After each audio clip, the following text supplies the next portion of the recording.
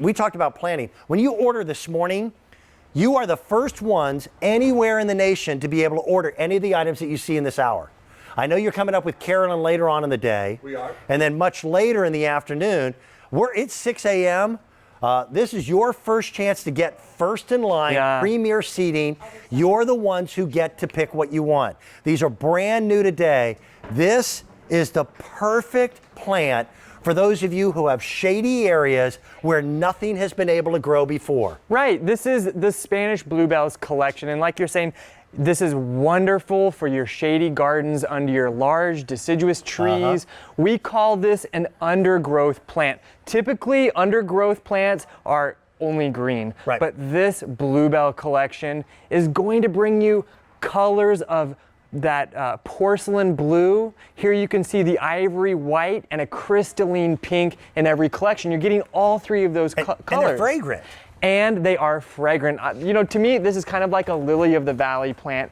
Because it looks beautiful and spreads naturally underground discreetly. And what I love about this is the enchanting bells. The bells on the ends of these stems are so gorgeous. It's an iconic flower that everyone loves. Every single garden in most areas, there are places that you've got shade. For me, it's by the bridges that cross the creek from my house to my barns, and I've got a giant oak tree. Yeah, what do you plant under there? You don't know. I've tried everything. Even grass doesn't grow. No, grass will definitely not grow, but these will, and they spread and naturalize. And they spread underneath the ground. Yes, which for you, that, you know, the first year, one of these collections of 40 pieces will cover around 8 to 10 square feet. Great. But by the second or third season, imagine doubling that or tripling that. And it has a certain informal look to it. Absolutely. We've got beautiful show flowers that are coming up.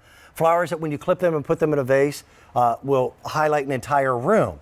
This gives you more of a natural, almost a Mother Nature intended look. Yeah. Which is what I love. I like that informal look. And this is a plant that does really well in a non-maintained or neglected garden. If you're too busy out working or taking care of the family, this is a plant you want to have because it takes care of itself, but then in the springtime it produces this magical carpet of flowers that are fragrant. It is so gorgeous. You're getting 40 of them, split again, between a mix of blue, pink, and white. Yes. They'll bloom about mid-spring. It grows to about 10 inches in height, and we've got them in pots here so that you can see that.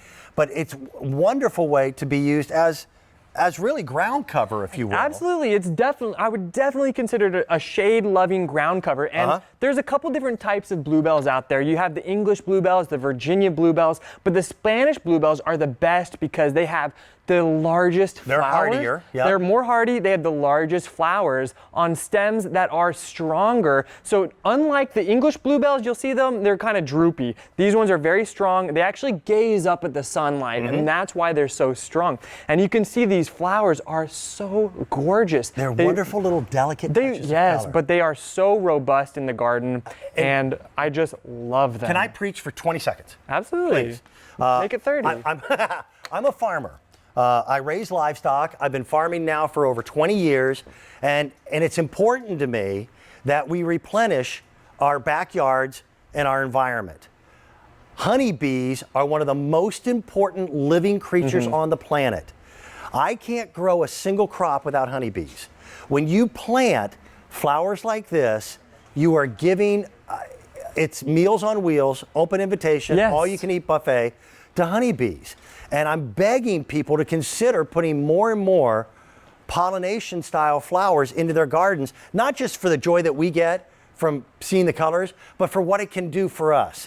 Because I'm telling you, if the honeybees go away, we're going to get real hungry real fast. And this is one of the early supplies of nectar for the honeybees, which is to mid-spring. what we need. And you can see in this image how they naturalize along your borders, along your walkways. This, you know, I've been saying that it's perfect for the shady garden, and they are, but they also do really well in the sunny garden. So it's a truly versatile plant.